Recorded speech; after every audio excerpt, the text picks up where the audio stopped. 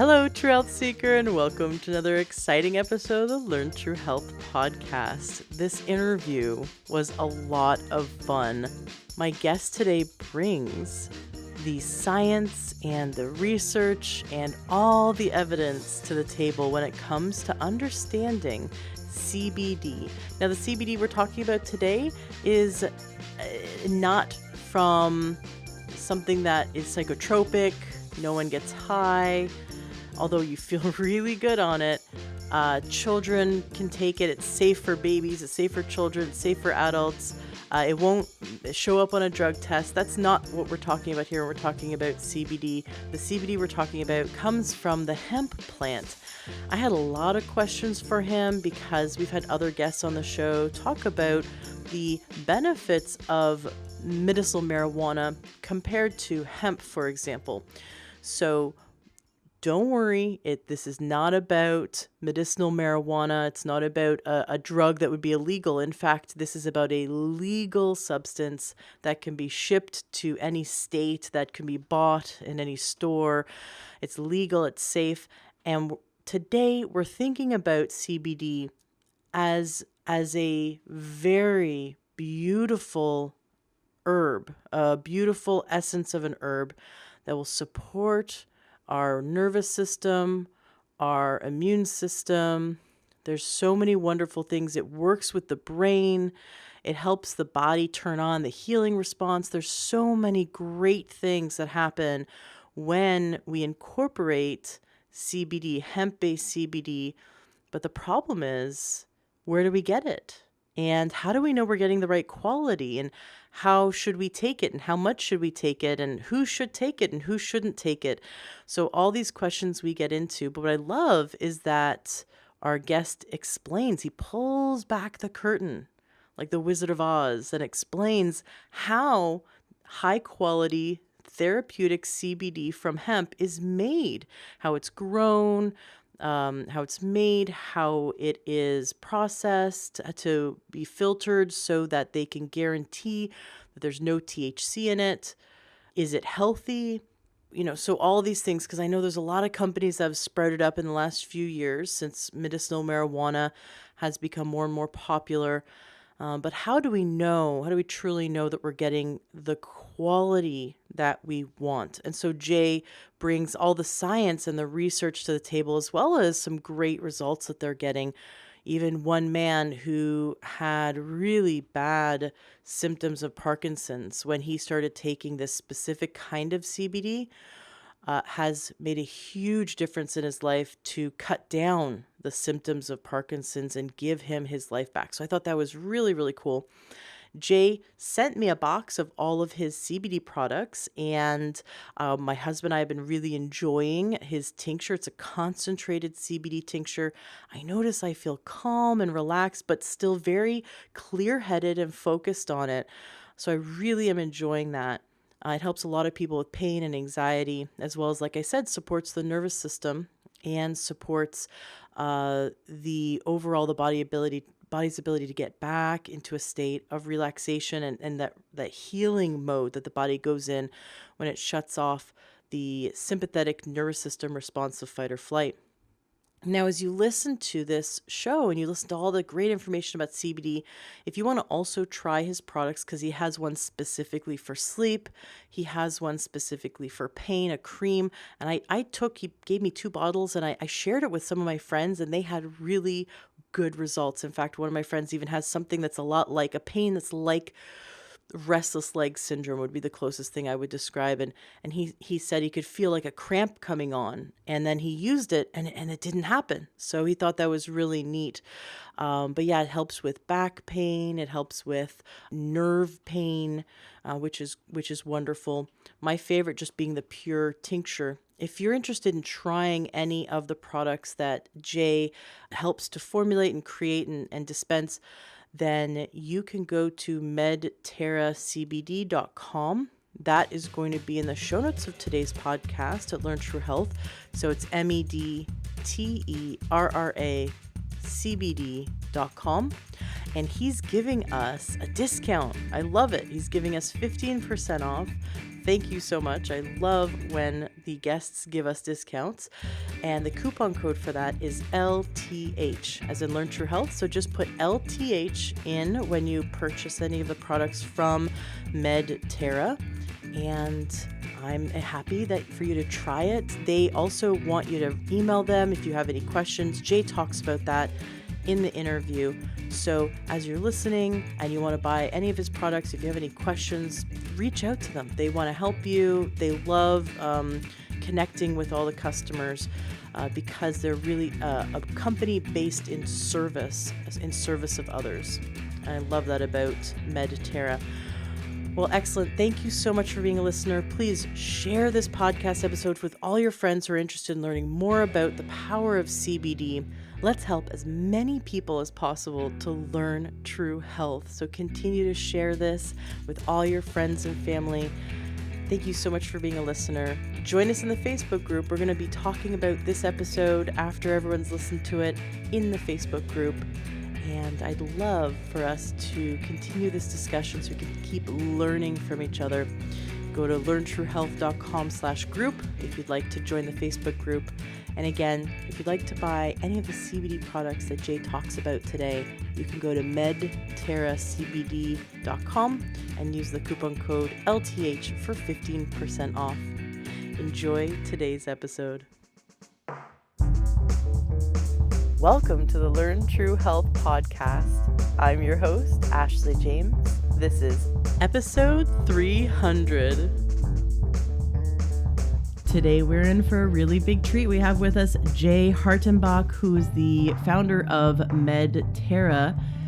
It's a CBD company, and I know that we've had some people on the show before talking about the benefits of cannabis and CBDs. You know, this used to be a controversial topic. It's less and less controversial, especially as many of the states here in the United States have legalized taking CBD and even taking marijuana, both recreationally and for therapeutic reasons. There's entire countries that are legalizing it. So I think it's just a matter of time before they realize it's an herb and we need to use it responsibly, just like alcohol really needs to be used responsibly. Most of the time, alcohol is toxic to the human body, and most of the time we're seeing that there's health benefits to using cannabis to treat and help heal the body. So I guess it's still a little bit controversial. However, less and less controversial as people see that it is an herb that can be used responsibly to heal the body. And Jay has founded a company that produces high quality CBD products that can be taken to help relieve anxiety and pain, depression. I'm really looking forward to getting into this today with you, Jay. Welcome to the show. Thank you for having me on, Ashley. Yeah, really excited as well to discuss CBD and the future of it.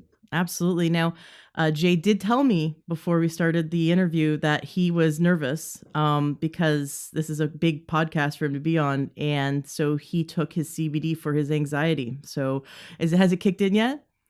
It has. It certainly has. Hey, you know what? I would rather take a natural herb than take a pharmaceutical any day for helping me deal with emotions like anxiety or depression. So good on you for helping a lot of people to find a natural solution to help them navigate this crazy world.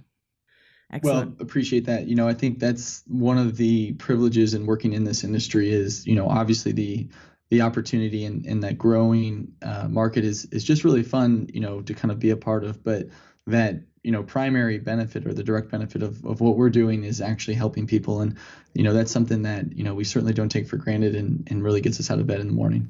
Right. Well, before we get into all the technical and science stuff, which I definitely want to do, Jay, can you tell your story? What led you, like you didn't wake up when you were 7 and go, I'm going to be the founder of a thriving CBD company that helps people to recover their health. So what happened in your life that had you want to do this? Well, actually, no, I'm just kidding. No, you're exactly right. It was really interesting. And this is one of the things that gets us excited about Medterra is we started it with really a group of friends that had similar interests and skills. And so, looking back early 2017, a good friend of mine that I went to school with had been very involved in the hemp industry at more of kind of the wholesale distribution side. So not really working on retail and what we call finished goods, but more on working with hemp farms in the US as well as abroad, and taking that hemp and the extracted CBD and then supplying it with manufacturers. And through his networking and relationships, started working with a farm that really had kind of taken a different approach to what we had seen at the time in the hemp industry, where you had people that said, look, this 2014 Farm Bill really now is allowing us to grow hemp legally in the United States as part of these research pilot programs, and had kind of started firing up farms, throughout the country, primarily in Colorado, Kentucky, and Oregon. And this new farm had taken an approach and said, look, we're going to focus on compliance. And so they actually spent a year before they'd even started making sure that they were doing things compliantly and that we're able to scale, as opposed to, I think, going the quicker route. And my good friend, his name's JP Larson, who is the co-founder of Medterra with me, came to me and said, look, I think there's a really interesting opportunity here in, kind of helping on this distribution side. This farm is really good at growing the hemp and extracting the CBD and needs some help, kind of tapping into a network and advertising to respective buyers. At the time, I was working for IBM and doing a very corporate job, which I enjoyed, but it was certainly not in the hemp industry. But I had some experience in online marketing. I'd started an online skincare company when I was in graduate school. So I had some experience there and kind of building out websites and networking and basically trying to drive traffic and interest in various fields. And so took that skill set with obviously his experience in the hemp industry, and we started Medterra with the sole goal at the time of providing various manufacturers with high quality CBD that they could trust from a compliant farm. And finally, that was scalable so that, as demand grew for whatever products that they were creating, they'd be able to rely on us to provide that to them. So we established a partnership with the farm, who goes by the name Gencana, who is, kind of a pioneer in the hemp industry, in early 2017, and really kicked off the relationship from there. And when we started Medterra, it really was, we were working with various manufacturers. We had about 25 clients that we're supplying the products, the raw products to, and that was going well. And what we ended up realizing, though, was family and friends of ours started reaching out to us and saying, it's all well and good, but I really don't want to buy a kilogram of isolate. I'm having this issue. Is there a CBD manufacturer that you could recommend to us? And, certainly some of the clients that we'd been working with had been selling products, but it was, what we kind of realized in looking at the finished good market was, one, a lot of people were really charging a pretty high price for the CBD products that they're selling. And certainly CBD is a lot more expensive than, vitamin C isolate, but, there was a way to, I think, make it a little bit cheaper, especially since we knew what the raw costs were. And the other part was actually just having kind of a scalable, easily accessed CBD retail product. So a lot of people had these kind of janky websites, or they were selling in very select health and wellness stores that were brick and mortar based, and there wasn't really a solid online option for an isolate based CBD product that people could order online and be confident that it was going to ship to them and all of those things. And this was, kind of mid 2017. So in addition to doing the wholesale business, we said, well, let's start, a Medterra online e-commerce website and actually manufacture our own products. And we shipped our first product in June of 2017. And within 2 months, we were selling in all 50 states and starting to actually get orders in internationally. And, the priority that we had placed as a company was, if we can meet the demands of our customers, which at the time, really were family and friends, and obviously we didn't want to disappoint our family and friends by making it too expensive and providing them a quality that they could actually trust, that we could actually build a solid retail business from there using the compliant farms and the scalability of the relationships we'd established on the wholesale end of it. And that really was kind of the start in, drinking from the fire hose, so to speak, for me, and kind of getting involved in the hemp industry and working through all of the issues that it was, from working with certain banks, that didn't want to touch CBD because they thought it was, marijuana, or they just simply didn't want to be involved with it, to finding co-packers and people that we could work with to actually bottle and label the finished goods that we were selling. And so it has been quite a journey. It's really exciting, even joining in 2017, just seeing the progress that we've made, as a company, but also as an industry, a year, 18 months down the road. It's just incredible. And, I think one of the reasons that I truly believe that CBD is different than maybe the latest health and craze is we really have focused as just an industry in educating people and making sure that they're understanding what they're getting and the expectations of those products so that people aren't disappointed and when they try something and it doesn't work out as they expected, they kind of write off CBD as something that doesn't work for them. Now let's clarify a few things. So I had a friend that he makes tinctures out of cannabis plants for children that have seizures, and it works incredibly well. And he said that there's a big difference between hemp plant CBD and getting an actual CBD plant. But so you get your CBD from hemp plants, not from CBD plants. Can you explain that? Yeah, absolutely. So when we look at the cannabis plant, which is, encompasses both marijuana and what we call hemp, so it's that cannabis sativa plant. The distinction that you make between hemp and marijuana is the concentration of THC. So if it has less than 0.3% THC by dry weight, then we consider it hemp. And if it has more than 0.3% THC, then we consider it marijuana. So, if we're looking at it from a genealogy standpoint, they really are from the same family of plants. It's just the actual expression of those genes to how much CBD and how much THC that they are producing. And so that is a very important distinction for people. And we certainly take the approach that, look, a marijuana plant can produce CBD, a hemp plant can produce CBD as well, because what we do is we take a CBD isolate. We for a couple different reasons, choose hemp plants to extract because they have a higher CBD concentration. So it's just simply more efficient. And in addition, because of the hemp pilot program that we're under, which allows us to sell nationally and internationally, we can't derive it from cannabis or from marijuana. So if we think of, for example, the state of California, who's rolled out Proposition 64 and has made it legal to consume marijuana recreationally. If you go into a dispensary in California and you say, hey, I'd like a CBD tincture, it has to come from marijuana because a dispensary is selling marijuana products.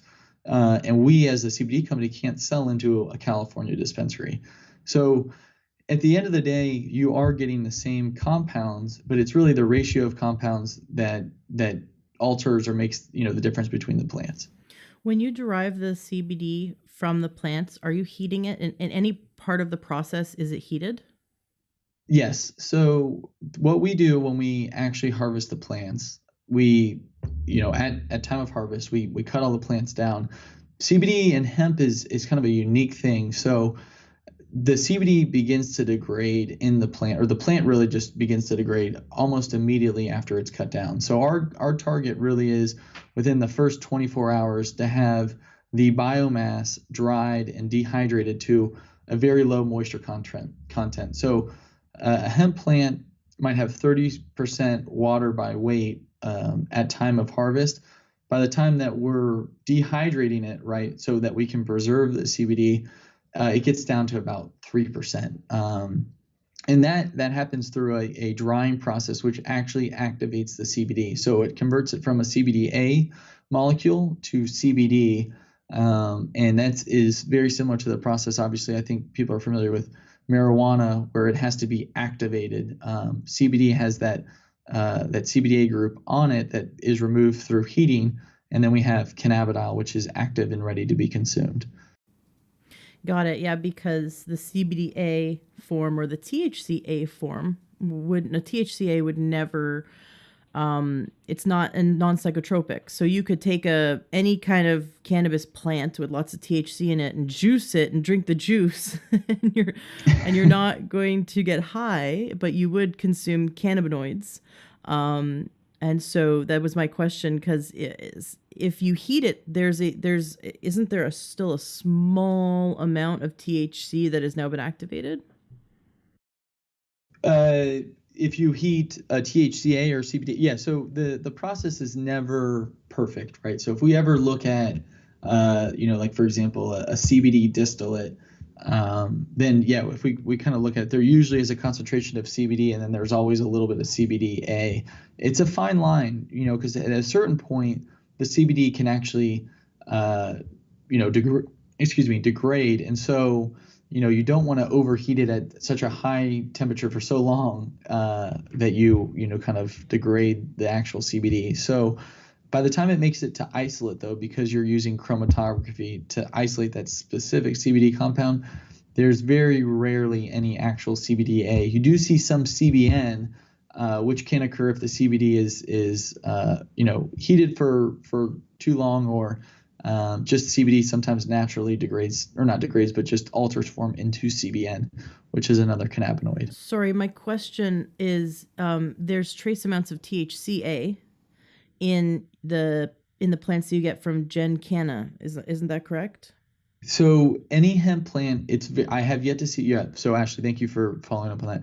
As far as THC goes and THCA, I have yet to see a hemp plant that is grown and extracted without any concentration of THC. Usually there is some small amount, which is where that law kind of comes in and says anything less than 0.3%. So what we typically, if we look at the extraction process, what we do is we kind of grind down the biomass, put it through our dehydration process, right, to preserve the CBD, but there is THC in there, and as well as CBG and CBC and various other cannabinoids and phytonutrients.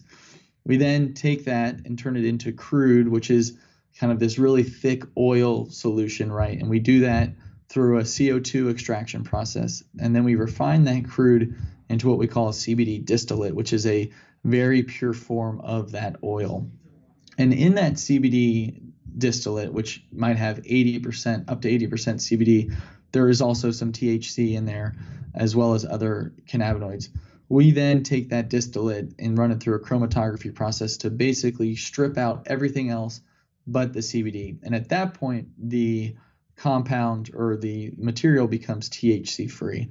But up until that point, there is, yes, THC in any type of CBD distillate that is produced.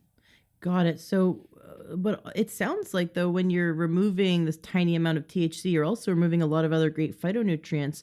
Why not keep those? Yeah, that's a great question. And so we do actually have a product that we're coming out with that somewhat addresses that. For us, it was really kind of looking at the general market, right? And so up until very recently, it was really difficult to say, hey, look, I really want the CBD and the other phytonutrients like the flavonoids and the terpenes in there, but I don't really want the THC. And so while some people, I think, especially in our home state of California, have a different approach to THC, a lot of the country, and then when we look internationally, want CBD but don't necessarily want to have the risk of THC. And that could be for a multitude of reasons. One, there are certain products that you take that are CBD, hemp-based products that would actually cause you to fail a drug test, right? Mm-hmm. And so if you're a government employee in the United States, that alone would disqualify you and be a potential issue. We know from clinical research done on CBD that an CBD isolate by itself can be therapeutically effective, right? And so, yes, the other compounds in the hemp plant certainly are not hurting, but the presence of THC kind of makes it a non-starter for a large part of the population, which is why we said, look, we're going to take the initial approach of making a CBD isolate-based product so that, like you said, there's some other great things that we'd be missing out on, but the consumers of MedTerra products know that they wouldn't fail a drug test and wouldn't have any concern of THC. And so that was just a decision we made as a company. With that being said, we recognize that a lot of the community does want that whole plant extract, right? They want the flavonoids and the terpenes. So we started working with another lab that took that CBD distillate oil that we were just referring to, and they've actually developed a novel technique where they are able to remove the THC but keep everything else in there. And there have been studies that have shown the THC and the CBD can interact, but this is at least a step in the right direction to say, hey, look, we can offer you a somewhat full spectrum offering where you can get those phytonutrients that you're referring to and still not have the concern of failing a drug test due to the THC compound being present. Now, what about simply doing a cold extraction, and then you have CBDA and THCA. And correct me if I'm wrong, but I believe you don't fail a drug test if it's CBDA. Is that correct? So the CBDA and the THCA can remain in those states. The one thing, and I will totally admit to this, I am not aware of, the effects of a CBDA compound versus a CBD compound, right? Most of the clinical research, and I tend to refer to clinical research a fair amount. My background is, biomedical engineering by study, and so reading countless research papers and making sure that at least what we're doing has some backing by science. I haven't seen a clinical research paper that talks about the effectiveness of a CBDA and a THCA.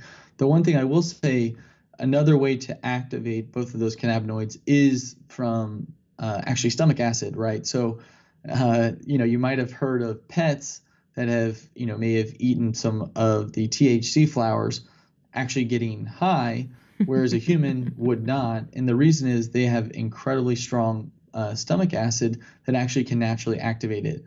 Humans, their stomach isn't capable of, I think, converting it or activating it as strongly as our furry friends are, but there is still a risk that it can be activated, and that THC would go active in the bloodstream. And what the drug test looks for is actually the metabolite of THC. It's not the THC compound, it's the processed THC molecule that our body does after it's been kind of integrated into our system. Got it. Now you you mentioned therapeutic effects of your extracts. I'd love to hear, what are the therapeutic effects? What are some of the reasons? I know the obvious ones we've already mentioned, which is like anxiety, maybe insomnia, depression, pain. What other therapeutic effects are people reporting after using your CBD extracts? Absolutely. And the one thing I just will say, because of where the FDA stands on it, as a company, because we're not registered for those treatments, we can't specifically say, a MedTerra CBD product has this effect. Now, we've gotten a fair amount of anecdotal reports, and we certainly know that CBD as a compound can be very effective in these regards. So that's just the one disclaimer to make. But right. In using CBD, the reports have been astounding, right? So if we look at just kind of the two mechanisms of action that CBD has, then understanding the potential disease states that it can help, starts making a lot of sense. So CBD, we know, is a very strong anti-inflammatory, right? And it also has effect on neurological activity with the Cb1 and Cb2 receptors in the brain, and potentially the ability to actually modulate serotonin levels. So just looking from an inflammatory standpoint or an inflammation standpoint, most of the diseases, over 50% of the diseases that humans are afflicted with, have some tie into inflammation. So the easy ones, we're talking about arthritis, right? Sore muscles, sore joints, but it also kind of touches into GI issues, right? So Crohn's disease, where we've got an autoimmune response that's also creating inflammation in the stomach. That, by CBD helping to reduce the inflammation, for example, the neutrophil activity, which is a very strong, the neutrophil activity, if it's overexpressed, creates these cytokines that then, generate significant amounts of inflammation. And CBD has now been proved to regulate neutrophil activity, which is why we believe it helps so much with arthritis. So that and alone, you touch on a lot of disease states. And then from a neurological activity, they believe that CBD is able to help with anxiety because it interacts with that Cb1 receptor, which will then regulate the serotonin levels in the brain. We know from research that low serotonin levels can actually be a trigger of anxiety. So while they don't know the exact mechanism as to why CBD can be helpful with anxiety, these are the reasons that they believe it can be helping because of that Cb1 serotonin modulation. It's so interesting, serotonin, dopamine, these neurochemicals that we so rely on to feel normal. A lot of our serotonin is made in our gut. And so when we have that, there really is that mind-body connection and that brain-gut connection. When we have our gut is out of balance, either through, like you said, inflammation, through diet and lifestyle, then our serotonin production is disrupted, and that can cause restlessness and anxiety and irritability, and then the dopamine, which is associated. Dopamine and serotonin go together, and dopamine is that pleasure. We're always seeking that dopamine response through pleasurable activities, but not enough dopamine, and we might fall into addiction. If we don't have a dopamine regulated, not enough serotonin, and we might fall into depression. So those two things go together. But we've got these brain receptors that you keep mentioning, and I always find it fascinating. It always freaks me out that we have receptors in the brain for the cannabinoids. Like, this is how close we are, connected we are with the planet, that there are plants that have properties that can bind to receptors on our brain. Like, we really are of the earth and from the earth. Isn't it just so amazing? Can you talk a bit about the brain receptors and how our brain works with the cannabinoids, the properties in hemp and cannabis? Yeah, absolutely. And I'm right there with you. It's kind of actually, I don't know if crazy is the right word, but it is a little mind blowing. So if we think of, kind of the human anatomy and biology and what we know about the body, a lot of the significant discoveries about the body, happened a very long time ago, right? And when we look at the discovery of the endocannabinoid system, which was in the early 90s, in time, in kind of the perspective of medical research, it's like a blink of an eye, right? And that's part of, I think a lot of people ask, they say, how do we not understand better on how these compounds are working in the body? Well, it wasn't very long ago that we actually discovered that there were these receptors. And so, just even more interesting, we know that there's a Cb1 and a Cb2 receptor. Apparently, they're starting to find research that suggests that there's a Cb3 receptor. And that's, not even proven yet. So you're exactly right. And, I think the timing of these discoveries and just the understanding of our bodies goes perfectly hand in hand with, I think, the general push in our society to be healthier and kind of look at more of a whole plant health and also just kind of whole body wellness, as opposed to treating specific acute symptoms of diseases and kind of just looking for that overall wellness, which, is really exciting for us, because that's, it's great for the industry that we're, providing maybe a natural remedy for something that would have been otherwise artificially treated, but also it's just leading to, I think, just healthier and happier people, where preventative medicine is taking place over reactive medicine. And so talking about the Cb1 and Cb2 receptors, one of the things I don't think a lot of people know is our body actually produces cannabinoids internally. So, for example, CBD can be found in high concentrations in breast milk, and that, I think throws a lot of people off, because they had this idea, one, I think there's that marijuana stigmatism that this is improper, it's not right for the body, and they lump THC and CBD together. And when they find out that actually some of these compounds are being produced internally, I think that kind of changes some of their perspective. The compounds that we look at, in hemp versus what the body produces and the way that we differentiate them is, one is an endocannabinoid, right? So that's where the endocannabinoid system comes from. So if we produce it internally, right, then we have an endocannabinoid. If we consume it orally or apply it topically from a hemp plant, those are what we call phytocannabinoids. And so that's just the easy way to distinguish the two.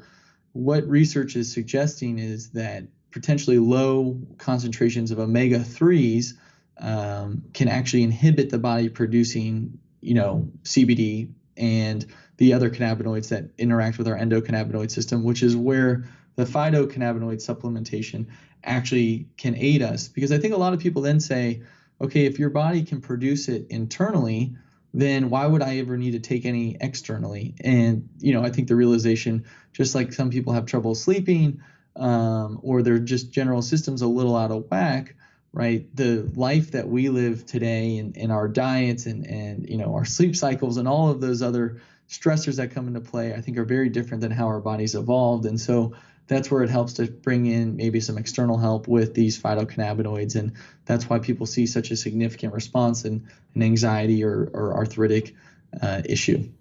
What you just said, I've got to back up.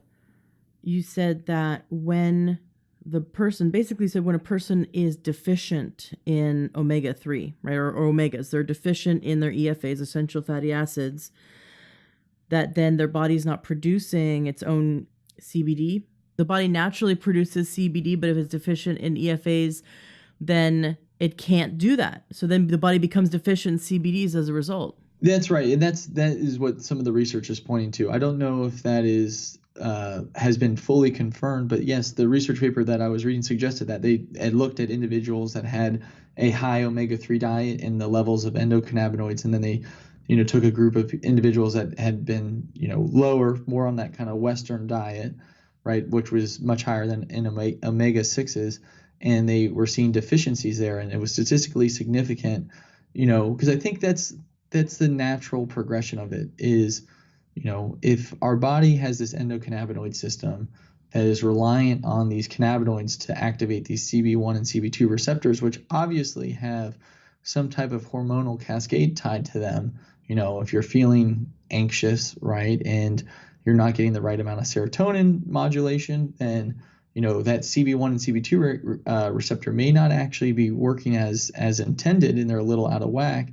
And okay, so if they're out of whack, then why is that? Well, the body's not producing enough CBD or other cannabinoid, as part of just the body. And that's when you kind of start realizing that we have obviously this higher level of intelligence, but we're subjected to compounds in our body, and it really just kind of boils down to the chemistry. It's really, really fascinating. And so I think that's just the general approach to, CBD and hemp is, look, let's not make this something where it has to be a cure-all for everything. But if we can understand from a scientific standpoint where it really can be helpful, then we can actually move forward and take this thing out of anecdotally, or, my cousin, knew this guy that would give us this stuff that wasn't legal. Now that it's being brought into the light of day where it actually can be studied by real professionals, we're going to start seeing, I think, a very rapid increase in discoveries and really getting to the roots of what makes it really effective and where it really shouldn't be used. So if someone is deficient in essential fatty acids, their body is going to demonstrate other issues because the body uses essential fatty acids to make hormones, sex hormones and stress hormones, to make something like making your eyes not be dry. Like dry eyes can be an EFA deficiency. Asthma can be a significant EFA deficiency. The breakdown of your skin, so you end up with psoriasis or some kind of skin issue, can be an EFA deficiency. Even your neurology, so your brain, 70% of the weight of the white matter of your brain is fat. And so if we're deficient in healthy fats, we could be affected on a hormone level, on a brain level, a neurological level. This just goes on and on. And of course, now what we're discovering is what you're saying is that it's disrupting the endocannabinoid system, because the body simply cannot make, just like it cannot make enough of the sex hormones or stress hormones if we don't have enough of the healthy fats. You're saying it also cannot make enough of its own, the body cannot make enough of its own endocannabinoids. And so when someone takes the supplement, the CBD supplement, and they start getting results, like they go, oh my gosh, my anxiety is going away, or oh my gosh, this and that is going away. Isn't it pointing to an EFA deficiency? Well, I think that, potentially, and I would say the one thing that I've learned in human biology is that rarely disease states are caused by a singular, issue or imbalance, right? And, I think the body not having omega-3s, at a sufficient level certainly can impact the cannabinoid production internally. But, I think it would be something for us to take a look at and say, what else is causing the CBD production? Because, I think if from an anxiety standpoint, if it really was just supplementing, for example, fish oils, and people started noticing their anxiety going away purely, from that, then we might have made that discovery, or we might have kind of learned about that a little bit earlier. And so I'm sure there's a multitude of reasons as to why, but I think it just shows, specific to that research that, I think the point that you're talking about, this whole, gut, brain, and then I when I was, starting my skincare company, the whole gut, brain, skin axis is how they were referring to it, which is fascinating to me because I think for the longest time we never really looked at when I say longest time, historically looked at our diets as, truly a source of medicine, or, kind of staying well, right?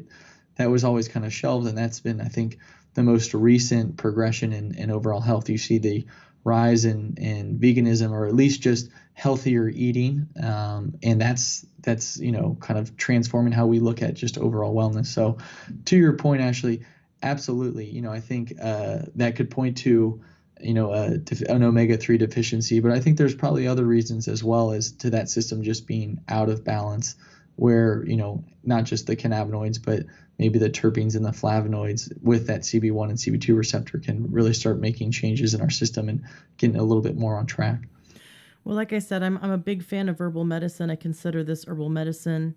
I'd like to see. I'm looking forward to the products you come out with in the future that are whole plant, because I know the benefits of all the compounds in hemp or cannabis, versus just CBD. But for someone to just take CBD alone, which is what you sell, pure, a pure form, and to get great results is wonderful. I'm very excited because, like I said, I'd rather someone, instead of going on an antidepressant or an anti-anxiety or maybe some kind of pharmaceutical sleep aid, which has so many side effects and it's poison, it harms the body.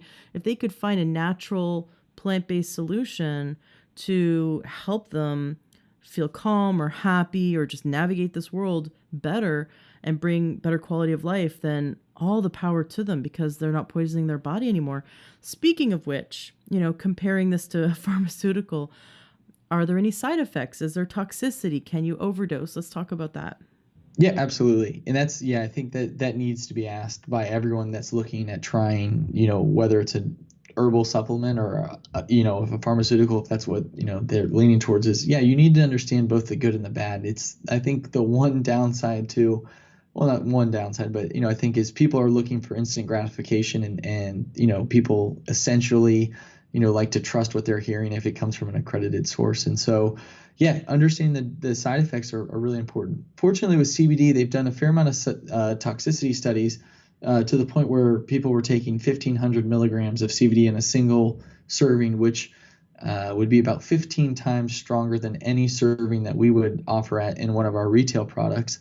And they found no acute and really no long-term side effects, other than they actually found some potential for headaches at a really, really high level of concentration, as well as a dry mouth. And so they don't necessarily know why that's happening, but from an acute standpoint of potentially taking too much, specific to CBD and CBD only, there really haven't been any larger concerns. And that's, I think the great thing when you're talking about, hey, trying this as an alternative to a pharmaceutical, look, at least, take a look at this and have that discussion with your doctor. If anything, if it doesn't work out, you may have costed yourself some time, but, you're giving your body at least a healthier shot with really no significant side effects, to find maybe a treatment for whatever issue that you're having, before going to something that we know there are some pretty significant side effects of. What is, I guess I still don't have clarity around it. What is endocannabinoid system? What are endocannabinoids? Like you said, the body produces them. They're also in hemp, and so it's naturally occurring in these plants, but it's also our body makes them. So it's part of our neurology, right? It's part of the nervous system to have these chemicals bind to the receptors in the brain. Are they precursors to hormones, or do they stimulate the body and tell the body to do certain things with hormones, or are they themselves hormones?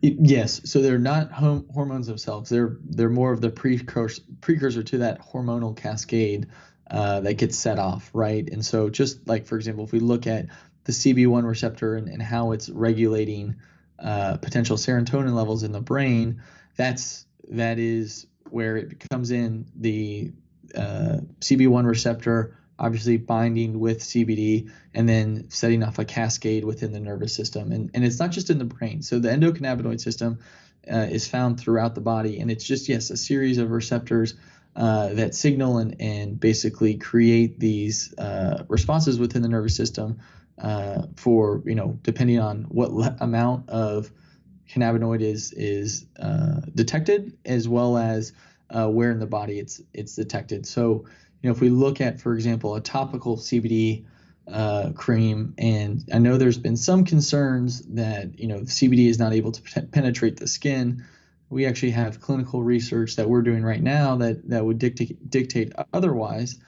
Applying that locally seems to activate, obviously, the Cb1 and Cb2 receptors in that specific area, which is where you can activate maybe a muscle relaxation. Or, for example, we know that CBD can be effective with psoriasis.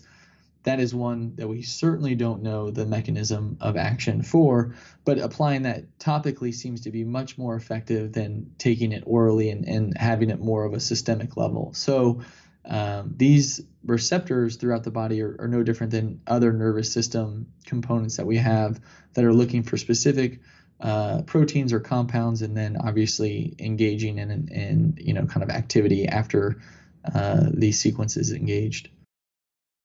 That's very interesting, that applying it topically. So the body can absorb it.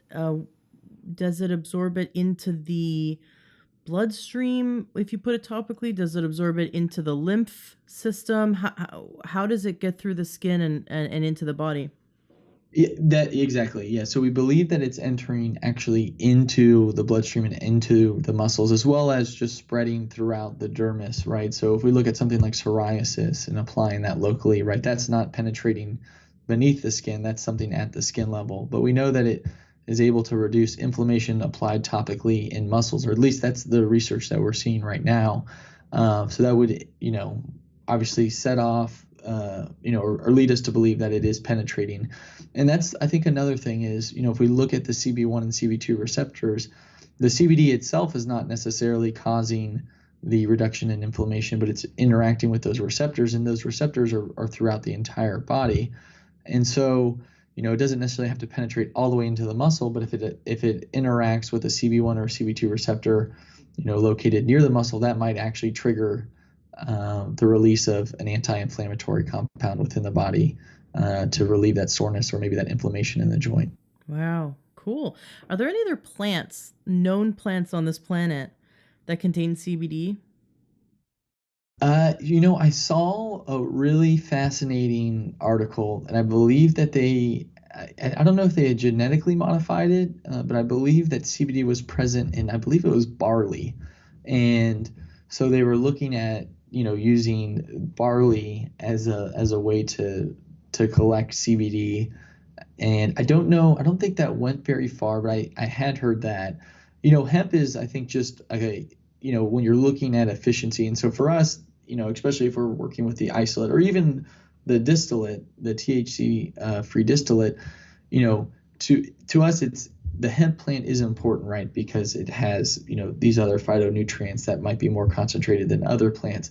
But at the end of the day, what we're trying to get to is these cannabinoids. And so, we're not opposed to, getting there by other means. It's just that hemp is the most efficient way to do that at a large scale. That I did hear about. So like I said, I heard about barley. And then I also heard about another, it was like an essential oil that also seemed to interact with, it wasn't cannabidiol, but it was another plant that seemed to react with the Cb1 and Cb2 receptor.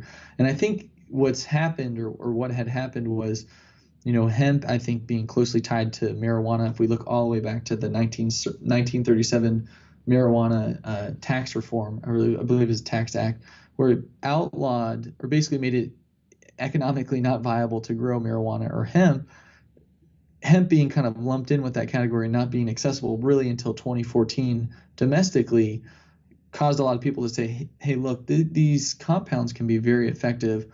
What other ways can we get there? Because hemp's no longer available. Now with 2014 enacting these research pilot programs, and now in 2018, us looking at the permanent legalization of hemp, I think these alternative methods, because they're not nearly as efficient, will probably go to the wayside because hemp really seems to be the best way of getting CBD and the other cannabinoids. For those who don't know the history, the little fun history that America's gone through with hemp, so that we can understand why what do they call it? The marijuana madness, or what was it? Where people were like freaking out. The propaganda for generations, that reefer madness, that was it. Gosh, reefer madness. And, it was bad and evil and wrong and the devil. And now I understand that like anyone could use pot as an addiction, just like anyone could use alcohol as an addiction, and both in the state that I live in are legal. Yeah, you're 21, you can go buy pot or you can go buy alcohol, and you can harm you can harm your life, right? So you can go down a negative path in that sense. But you could also do that with food. You could also do that with a lot of things in life. I'm talking about all the benefits of hemp being something that you can't get high from, that we used to be able to make clothing. I mean, we can still make clothing, but back then it was that you could make the sails for the sailboats, the ropes for the sailboats. We've made our clothing with it. You can make food out of it. You can make houses out of it. Like, they have figured out so many ways. Because it's a weed, it grows so fast that we could replace a lot of the lumber industry and even the paper industry with hemp successfully. It's more economical. It's healthier for the environment. Like, there's so many reasons why it would have been beneficial for us to continue to use hemp after the 30s, and yet they shut it down because of one very wealthy man wanted to continue making money from his newspapers and from the foresting industry, and didn't want them to make paper from the hemp industry, because they had just discovered a way to successfully make paper from hemp. And this man would have lost a lot of money because he had just bought giant forests. I think it was in Mexico. And so I don't know if you know this story, if you want to share a bit about the history so that people understand, because I think that some people are going, well, I grew up being told that hemp and cannabis was bad, and just was as bad as cocaine. I remember I was in I think it was grade 7, and they had this drug awareness talk, and they lumped pot in with heroin. It's as bad as heroin. Like, you're going to overdose and die if you smoke a reefer. And so they really made us feel like this is all very taboo, so even CBD, I feel like some people still are like, well, is this okay? Like, one of my friends on Facebook, she's a nursing mother with a lot of anxiety, and she's brought this question up. She's like, I'm interested in taking a CBD supplement, but I'm really concerned. Is this safe for me? Is it safer while I'm breastfeeding? Am I going to get high? And even though it's legal here, she's still really afraid of it, because we were raised to think this is a street drug that's dangerous and you can overdose and die from it. So if you just wouldn't mind going through the history a little bit so that people understand that we really have been manipulated, that there was a propaganda around this, and that this crop is incredibly beneficial, and that now that finally it's more legal, we can begin to use it in all the possible ways, that like replacing cutting down lumber, replacing making food, making these medicines, making clothing. So I'd love for you to get into that a little bit, because when people understand the history, they start to realize, wow, that's why when I grew up, they made it seem so evil. Yeah, absolutely. Well, I think you did a fantastic job touching on it, especially in the 1930s. So, hemp, as it was, kind of becoming a more and more part or larger part of just the U.S. economy, was this, not one-stop shop, but it really did. It provided a multitude of benefits, much beyond just medicinal qualities of the flower, right? So you had these hemp stalks that were used in textiles, but if treated the right way, people were creating what they were referring to as hempcrete, right? So you could use it in building materials. It was fully sustainable, and it posed a significant threat to pre-established industries. And so, if we look at the legislature and just trying to stay as high level as possible, but, unfortunately, I think American politics and just larger politics in general sometimes get a little too close with, external business interests, especially business interests that are pre-existing. And so, well said. The marijuana tax reform was really a way, I think, one, to lump hemp in with marijuana, even though it was known at that time that, okay, so if you've got marijuana and there are these psychoactive effects with it, hemp is a very different thing. And when consumed orally, does not have those effects. It was really lumped together. And I think part of it was right. So you had business interests that stood to lose a lot from a growing textile industry with hemp, all the ropes and sales, and even to the point that after hemp was outlawed, they made special provisions, and I believe World War I and World War II, that they would use hemp for ropes because there wasn't anything else like it at the time that was effective. And so the U.S. government even admitted that and said, hey, look, we can use hemp for these things, even though it really is outlawed. And so you've got this really up and coming industry that I think was derailed by, larger, kind of corporate interest in the U.S. And on top of that, at the time, I believe, from what I've read, that there was a larger and incoming, population of immigrants that were potentially threatening lower, kind of income jobs, which, is an issue that America seems to continually face on how to kind of deal and progress with that. And there was an association with marijuana and these immigrants, and that's where the propaganda really began. And you've got a very concerned public about their futures and if they lose their jobs, as well as larger corporate interests concerned about hemp potentially taking their income. And it kind of created this perfect storm where I think it was relatively easy to pass through in Congress and just kind of wipe the map of it. And as time progressed, right, so for example, in World War II, where you get special provisions made by the U.S. government to use hemp, it, kind of, something I think that is that effective on so many levels can only be outlawed for so long. And so as the years progressed, right, we have this kind of resurgence trying to pop up, especially with hemp. And then you've got Ronald Reagan then now coming in. And I think that really was just a platform for him to stand on where the real reefer madness and, this war on drugs was really kicked off, and marijuana now gets brought into it. And because hemp and marijuana have been so largely out of really the spotlight, and I think understanding, where industrial hemp really did have a place, it was really easy for people to kind of confuse the two and continue to lump that back in. And, at the end of the day, we have to realize and I think acknowledge that, political decisions have to have some foundation in economics, right? And so now you've got this resurgence of hemp because I think there was a realization that, look, the general public with this entire medical marijuana reform in the United States happening, and you've got senators from Kentucky saying, look, I can't go to my state and say, hey, medical marijuana is the way forward for us, right? Just based on, the demographics of Kentucky and their stance on that. But hemp is another story, right? Hemp has all these uses that we seem to quickly forgot about in the 30s, and let's bring it back and let's get the benefit of the income, the tax revenue from these new industries. Let's create the jobs.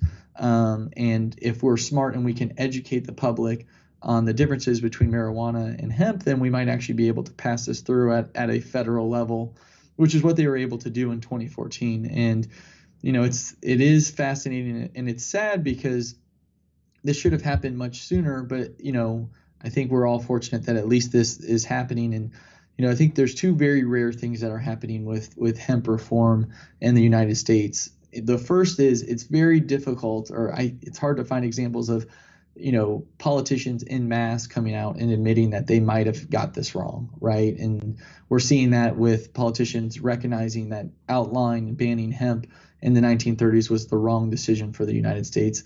And the second thing that you're realizing or seeing with this that I think is relatively rare in today's political atmosphere is this bipartisanship that has really ushered hemp back into the spotlight. It's very rare for Mitch McConnell, who is a very proud and aggressive Republican senator from Kentucky, also agreeing with the very Democratic leaning Chuck Schumer from New York, right? And hemp is the one thing that everyone seems to be on the same page. And so, as much as there's negativity in the past and so many wrongs that need to be corrected, and people that lost out on jobs, opportunities, and were just poorly treated based on their affiliation with hemp and marijuana, the positive that at least we can get from it is that everyone, I think, is on board and taking the right steps and making hemp permanently legal, and recognizing, you see at the FDA level with Epidiolex, that hemp is and CBD has a medicinal benefit, right? And this whole there's no medicinal value and it's the same as heroin has now been reversed because the FDA has come out and admitted that there actually is a medicinal benefit, and therefore CBD can't be considered a Schedule 1 drug because the FDA has approved a drug containing CBD in it. So it is fascinating if you really dive into what has happened and what it took to basically go from it being a thriving industry in the 30s to wiping it off the map, and then the activists that have basically worked tirelessly for the last 80 years to bring it back into the spotlight. Kudos to them first and foremost. And the future for hemp is bright, and hopefully we're smart enough not to make the mistakes of the past and continue to allow that industry to expand, because it is helping so many people. I like that you brought up the FDA. They see the medicinal benefits of products like yours, and they want to get on board. But the problem with patents is it needs to be man-made, needs to be synthetic. I think it was about 2 years ago that, or maybe 2.5 years ago, somewhere around there, that there was a trial done. I think it was in France, and someone died in the trial when the pharmaceutical companies were testing their synthetic, CBD, their synthetic. I'm actually not quite sure if it was CBD or just some cannabinoids, synthetic cannabinoids. But that halted their program pretty quickly. Can you talk a bit about the synthetic FDA approved drugs versus what you sell? Yes, absolutely. So, from a biochemistry standpoint, I think CBD, whether it's derived synthetically or not, I think could potentially have it. Now, I think you can go down a little bit of a rabbit hole, but from a quantum mechanics standpoint, it may appear that those two compounds are actually very different and behave from a natural and synthetic standpoint. We have seen that in the industry. There is definitely an increase in synthetic production because it is significantly cheaper, but it appears as though that it doesn't have the same effects as a naturally derived CBD compound. With Epidiolex, though, you did see obviously some synthetic CBD being used and having some clinical efficacy. But at this time, I think the larger public and what we're pushing from a clinical research standpoint is truly hemp-derived CBD. One, I think partly because that natural compound doesn't necessarily have the risks of maybe a synthetically derived compound, because one, it's so new, and I don't know if everyone has the exact science as to how to produce it synthetically in a safe manner without potentially jeopardizing someone's health.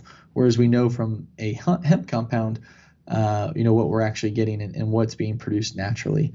The results with Epidiolex, though, I think even though obviously having some ties to synthetically derived CBD was certainly a step forward for the industry, because of the fact that you do, like you said, the FDA acknowledging that there is some medicinal benefit of CBD, and opening kind of the landscape for research in identifying other specific disease states and potentially pharmaceutical grade treatments where CBD can be important. Now, our standpoint is that the CBD should, like I said, behave the same. So it was very great for Epidiolex to do that, but I think the public also recognizes that I can buy this online, and that's where I think it becomes really important for the consumers to understand where they're buying their CBD from, and making sure that it is one sourced from a plant and domestically in the United States. And anyone that's actually looking to acquire CBD should be very forthright in asking that manufacturer, that producer, okay, where does the CBD come from? Can you show me a certificate of analysis confirming that there's CBD in this, and that there's no harmful contaminants or solvents in it or heavy metals? Because as the awareness is gained of CBD just in the general public, I think there's always going to be those bad actors that are trying to take advantage of uneducated consumers. Let's talk about that. So, do you test? It's common in the supplement industry to do skip batch testing. So to test every second batch that comes in, do you test every batch, every second batch? Do you make your findings public, or can someone email you guys and ask for your findings? Let's talk about the quality and the testing to make sure that your product is pure and, like you said, free of solvents and heavy metals. Yeah, absolutely. So we'll test every batch, and we actually test at multiple levels. And part of it is just us trying to adhere to the regulations, but it also obviously has the benefit of making sure that every stage of the process we can have a test go back. So in the event that anything ever needed to be retested or re-examined, we'd at least have that prior test. And so the first place that we do the tests is at the plant level. So right now, Medterra has fields in Kentucky that are dedicated to Medterra only. We don't own the fields, but we work with the farmers, and we basically lease out the land for them to cultivate these hemp plants. So we'll test the hemp plants first. Because of the farm bill, we need to test the plants to make sure that they're not going above that 0.3% THC level. So we got to make sure that we're growing hemp and that we're not growing marijuana. But in that test, we also will test to make sure that there's no heavy metal contamination. Hemp and just cannabis plants in general have historically been used to clean the soil, and the reason is because they're so good at absorbing nutrients in around them versus a plant like tobacco, which typically has to be turned on a periodic basis because it actually can damage the soil around it. So that is a great thing for hemp, but it can be an unfortunate thing if the soil around it is not very healthy. So the first thing is we just make sure that there's no contamination. As part of our regulations, we actually can't grow with any pesticides. So we have to make sure that there's no pesticide contamination from nearby agriculture. Then we make sure that there's no heavy metals and that the CBD and THC ratio is proper in the plant. The second part that we test is actually at the isolate level. So after the raw isolate is produced through our extraction process, we make sure, one, that there's no THC because we're selling a THC-free product, but also that there's no residual solvents from any of the extraction, and that no heavy metals were concentrated in that actual production of isolate. And just to kind of confirm the pre-existing plant studies that we had completed. The third and final test is at the batch level. So every time we get in a new batch of finished good products, whether it's tinctures, our topical cream, gel capsules, whatever it may be, we then take those and test them individually. One, to make sure that there was no cross-contamination whatsoever, but also to make sure that the dosing that we're claiming on the bottle matches or exceeds what's actually in the product, right? And so that really is all the testing we do. And then as far as transparency, we do post the test results on our website. But if anyone, for example, says, hey, I've got this batch, you just look at the bottom of the bottle, they would email our customer service or our support, and then we would send them the corresponding COA. So we try to be as transparent as possible.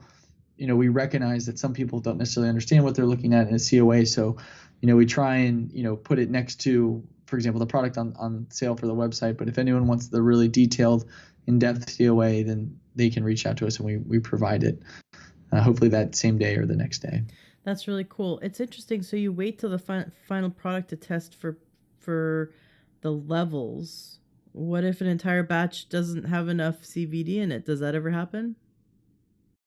Well, so the manufacturer, when they take it, they do their own test, and they'll make sure, for example, like the tincture oil, our 3,000 milligram tincture oil is 10% CBD by weight, right? So there's 100 milligrams per serving. Before that goes and gets filled individually, then we will test it. But generally that is spot on. So we'll just do the test ourselves. It is valuable to get that test to correspond. We have yet to have a batch that is under tested. And so we're confident testing at our level. And in the event that it doesn't test out, then we would return that to the manufacturer that's taking our CBD and bottling it. Right. Slap them on the wrist. Yeah, it's an expensive mistake to make. Right. So, that's one thing. But at the end of the day, we like to have control of the testing, right? We want to, our names on it. If this is a product that we're selling, then we want those test results delivered directly to us without any risk of interference. You had mentioned that Gen Canna Farm, the farm that you have this agreement with, does not spray pesticides, so it's organic. So that's an interesting thing. There is no organic certified hemp or CBD in the US, and that's partly tied to obviously it existing in a research pilot program and not being able to be USDA organic certified. We follow every tenet that would allow us to be organic certified, but we're not formally organic certified. So you're Though we like expect that organic to change in the uncertified. coming months. You're organic uncertified. Yeah, yeah. Okay, it's fine. I have organic uncertified in my backyard. I got a 50-foot by 25-foot garden, and I grow my organic uncertified vegetables, and I'm happy with that. That's great. Yeah, so that's all I really wanted to know, because I would just hate for you to make a concentrate of something with glyphosate in it. Yes. Now, you said it's a compliant farm. Does that mean compliancy with the government, with regulatory bodies, or compliant as in they grow it correctly, or both? Yeah, so all of the above, but the compliant that I was referring to was with the government body. So in 2014, when they established, so Section 7606 of the Agricultural Act of 2014, or the 2014 Farm Bill, as it's kind of more commonly referred to, established these hemp research pilot programs. And within the pilot program, to grow hemp and extract the CBD, you had to follow certain guidelines. One, you had to be aligned with a nonprofit or university. So, for example, our farm works with the University of Kentucky. And as part of that, too, they laid out very specific agricultural guidelines. And the Kentucky Department of Agriculture actually expanded on that even further. And so the Kentucky Department of Agriculture outlined, how you could grow it and in which ways you could grow it, and pesticides were not allowed. So we have to grow it naturally, and we can't use any kind of synthetic pesticides, or I think you're talking about glyphosate, any of that. And it's one of those things where I think that everyone wins from it.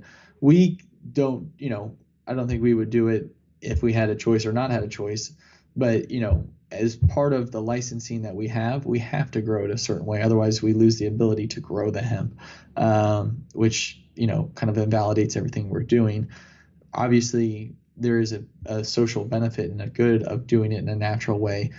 When we extract it into pure isolate, in the event that, maybe some contamination from another farm occurred, there wouldn't be a concern, because we really do pull out the pure CBD isolate. But I think as a company, we certainly recognize every action that we have has a larger impact in just the world. And so, loading up fields with pesticides just doesn't feel like the right thing to do, whether it was required or not required by the government. Very nice. And you'd mentioned you think that in the coming months that organic certification will become available for hemp farms? I don't know.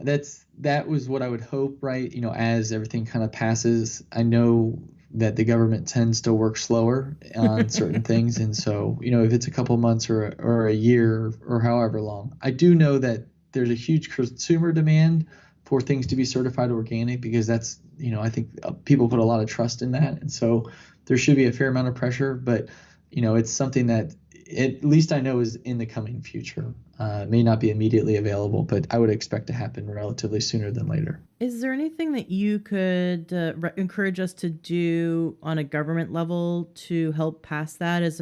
Should we go to our local representatives or write our senators?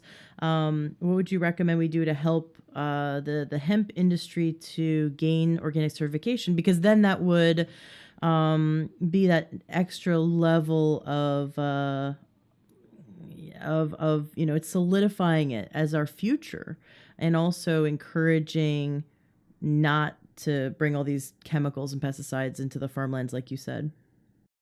Yeah, absolutely. Well, the first thing, that I would recommend, there's a fantastic website called hempsupporter.com, and it's part of a larger hemp lobbying group that works very closely with our congressmen and congresswomen to, kind of get some of the hemp industry's agendas kind of pushed forward. And really just, I think a large part of what they do is just educating, various individuals on the power of hemp, and kind of bringing that to light, but I would go to Hemp Supporter, and I'll certainly talk with Jonathan Miller, who is running that, about potentially putting some type of petition together. And they do a really good job. You basically can go on the website, and so for example, this 2018 Farm Bill making sure that hemp language was included, they make it very simple to find the correct representative and actually send a letter through their website. And I think once legalization happens, which should be happening relatively soon, because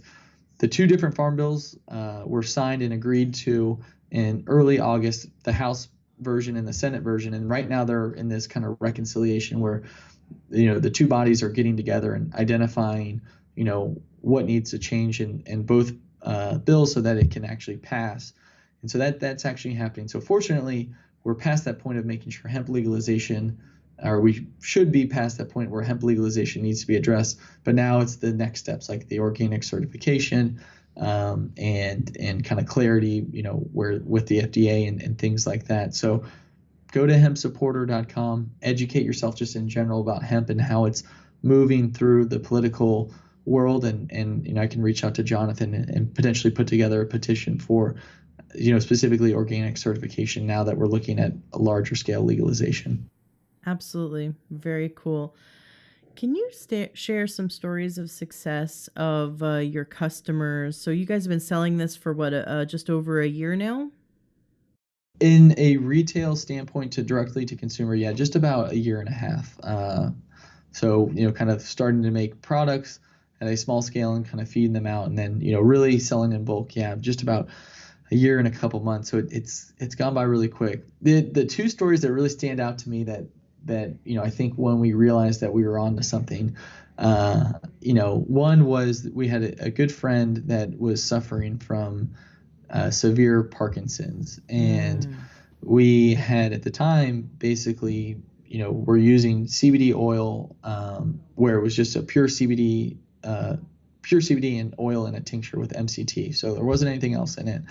And we had given it to him just to see what would happen. And, this is totally anecdotal, and I just want to be very clear that we're not claiming that our CBD cures Parkinson's, but the video that was sent back to us was pretty astounding. And, I would certainly, be the first to say that his Parkinson's was far from cured, but having someone not be able to really stand and walk around and actually see them, have some control of their motor functions and kind of see just the general smile on their face was, wow. I think, one, CBD really does have the impact that I think it can have. That was kind of our first inclination, and this was before we even had a website or anything. It was just, us kind of trying and giving it to family and friends because it had been requested. That was really cool, and that was something that I think changed the course of this company and saying, look, at some point we're always going to be selling retail products to consumers, but getting into maybe those more specific disease states and doing the proper clinical research and really understanding the right dosing was something that was kind of put into the back of our minds. And so right now we're actually doing clinical research with a medical university in the United States, and that really was the catalyst for that. The more lighthearted one, I would say, the other example, and I always get, I think when you look at clinical research, you're always subjected to a placebo effect, right? Especially when you tell someone, hey, this is going to make you feel better or less stressed out. People want to believe that, right? And because that is a neurological condition to start, I think there is an opportunity for placebo. When you give it to a pet, though, they don't necessarily know what they're getting, right? They have no expectations. And we had a customer that had been taking the CBD and had started giving it to her pet golden retriever, and the golden retriever's name was Goldie, which I guess is not a very creative name, but a very appropriate name. And the Goldie had went from not being able to really leave the house to basically the video that was sent to us was her bounding across a stream on the walk that they used to go on when she was a much younger dog. And that, one, the owner obviously being pretty emotionally moved to kind of see her companion come back, but two, actually saying, look, we can be pretty confident that the placebo effect was removed or eliminated because an animal certainly doesn't understand what it's taking or not taking, was just really cool to see. And, I think that's where we get our motivation every day. Is every day people call in and just to thank us, but to kind of give their feedback and their stories, and they certainly aren't shy on suggestions as well on how to be better. But that's what's really fun. And when we started this company, we were operating kind of the call center out of my living room, and seeing those calls kind of come in and taking them, and being the person that was kind of helping trying to start that retail side of it has always stuck with me. And we'll do things now, and I think it's somewhat out of selfishness, where we'll let the whole customer service department go out to lunch, and all the owners will hop on the phone and take calls for an hour and a half. And that's just a lot of fun, because you always get these crazy stories and people that are just fired up and were so skeptical, but tried it almost so that they could prove to their friends and family that it wouldn't help them, and it ended up helping them. So that's just a lot of fun, and it seems like the stories continue every day. So what happened to the man with Parkinson's? Did he feel like he kept taking it and he kept noticing that it supported him and having less Parkinson's symptoms? How did that work out in the long term? Yeah, so we can say confidently. So I won't say his name, but I'm certainly going to send this podcast. He is continuing to use Medterra products. We actually give him the products, so he doesn't pay for them. And just like I said, because of the regulatory landscape, I can't claim to say that we're the reason. His symptoms seem to be improving considerably, but he certainly seems to be very excited to get his Medterra package on a regular basis. So yeah, he's an active part of the Medterra family, which is really cool. So I understand that we can't make claims that you because you sell the product, you cannot make a claim that it heals something. But if you were a doctor and this wasn't your company, you could say, I've seen CBD reverse Parkinson's, because you weren't making a profit. But because the FDA doesn't want a company that makes a supplement, that profits from it, to also then say that it cures something, that's a problem. But you can make structure function claims. So you can say it supports the structure and function of the nervous system, or it supports, better sleep, or, because you're not talking about a disease. But in terms of this Parkinson's man, let's say did he miraculously no longer have any symptoms of Parkinson's, or is he still having symptoms of Parkinson's, but they're like more manageable? Yeah, I think they're much more manageable. And I think that, every individual is different. And, I would say, I could say with confidence that the life that he was living maybe a couple years ago and what he's doing now is very different. And you touched on it exactly. And to be completely honest, I actually am a relatively large proponent of the FDA regulating how people make claims, because at the end of the day, there's always, we were talking about it prior, right, with government and financial interest, right? If someone has a financial incentive to say something, then that could potentially jeopardize the reasoning or their motivation to saying that. And so as a company, we try and be as clear as possible about not making those claims. And right, you can make structure function claims, right, helping. So we've got a CBD supplement that has melatonin with it. And so, yeah, we can say that it helps support healthy sleep cycles. But we'd be really careful to not touch on things like Parkinson's and cancer and depression and anxiety. One, because I think the FDA looks at those at a much higher level, right? The risk of it not being effective or effective, there's a level of consequence. But it also forces us as manufacturers to sponsor and spend money on doing clinical research to either validate our claims or disprove them. And I think for the industry overall, we're going to be much better off when this goes from anecdotal evidence to where we can look and say, hey, look, there was significant amount of clinical research for this specific disease state. This was the range and dosing, whether that's by body type or by individual kilogram. That's just better for everyone, right? And I think it eliminates the stigmatism and kind of the mystique of something that people are like, I'm pretty sure that's illegal. And now we can say, hey, look, no, we've done clinical research in the United States and this is what we're finding. So I think it just helps everyone else. And I'm actually a supporter of the FDA, regulating and making sure people are staying in their respective lanes. I agree with you. And I never want to see the FDA regulate supplements. The FDA does not approve supplements. I think that's some people go, well, is this herb approved by the FDA? The FDA doesn't approve herbs. It doesn't approve supplements. That's not its job.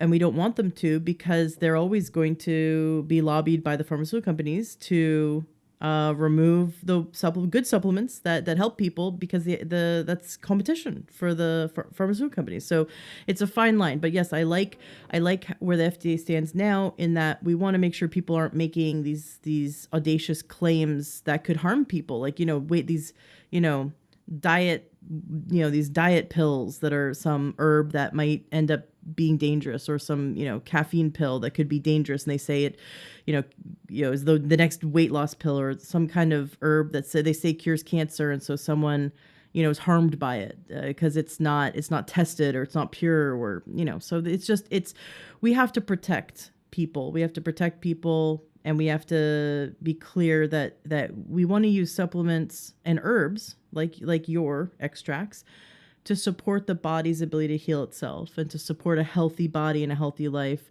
And we're not looking to cure diseases, because we wouldn't want the FDA to come after us. So I get it. What's the future of your company? I'd love to know, where do you see yourself? Where do you see yourself in 5 years and 10 years? What kind of plans do you have in the pipeline?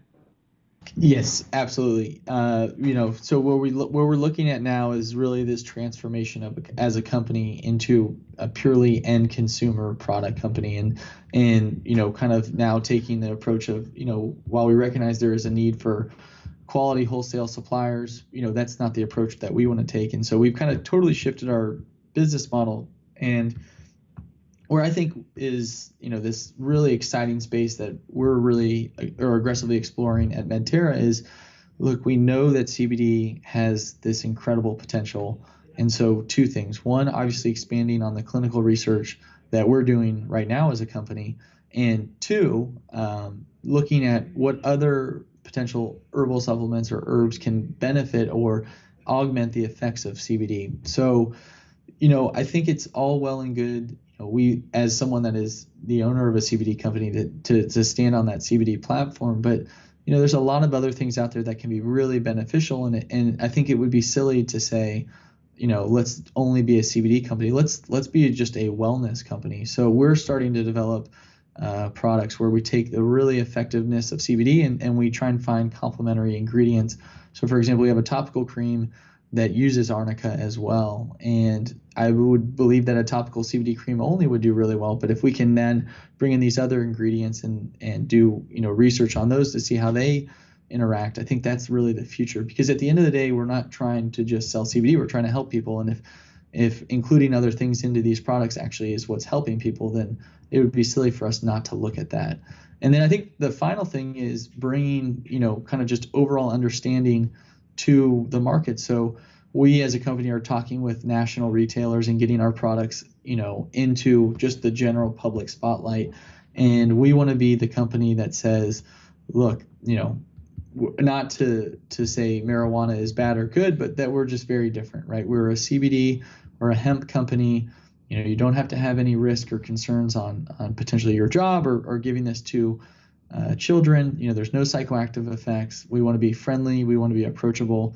We want to be accessible at a price point that, this becomes within reach for a lot of Americans and citizens of the world, where they can, potentially give CBD a shot and do it in a manner that they can trust.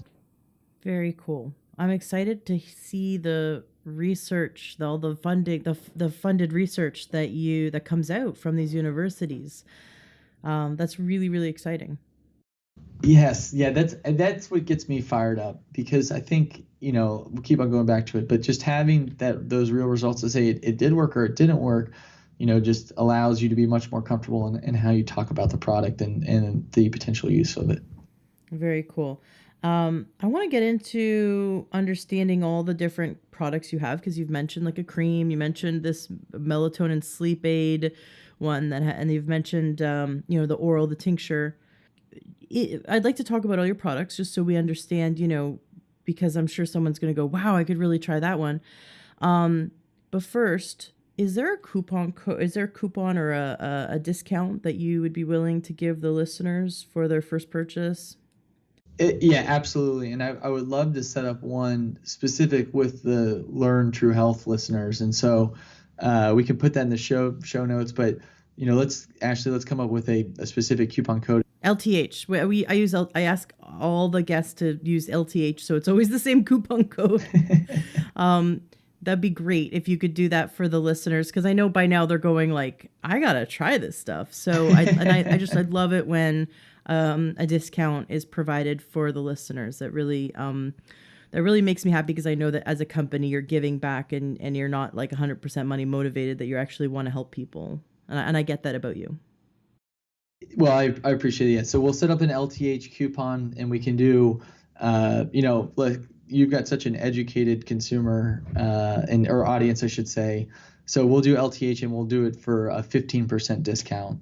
We really want to get products in the hands of people that are educated and understanding it, so we can get that feedback. So we'll do a 15% discount with LTH if they use it at the Medterra website to check out. Great. Thank you so much. I really appreciate that. All right. So let's go through these products, and so my understanding, they're safe for anyone who takes drug tests, like government workers, or maybe someone who's a recovering alcoholic or recovering drug addict. Can they safely take all of these products and not be worried that they would trip any alarms? Yes, absolutely. And if anyone has a concern, I think the best thing is to just reach out to anyone that actually would be conducting the drug test. But the drug test typically, unless you're an Olympic athlete, which actually CBD was just removed from that banned substance list, but just making sure that what they're testing for is the delta 9 THC, which is that psychoactive component. So unless you're a professional athlete in the NFL, for example, that would test for the whole cannabinoid profile, which we believe they're changing relatively soon to remove CBD. Yes, they're typically testing for delta 9 THC, and just confirm that with whoever would potentially take the drug test. But for most consumers, that's 100% good to go. There's obviously no THC in our products, and that eliminates the risk. Okay, great. And so you ship to anywhere in the United States, but you also ship abroad. Are there any countries that you can't ship to? So, we were working very closely with those government agencies. So we actually ship throughout all of Europe. So we're setting up a distribution center to facilitate the European demand that will actually be just outside of Amsterdam. But we ship into every European country right now.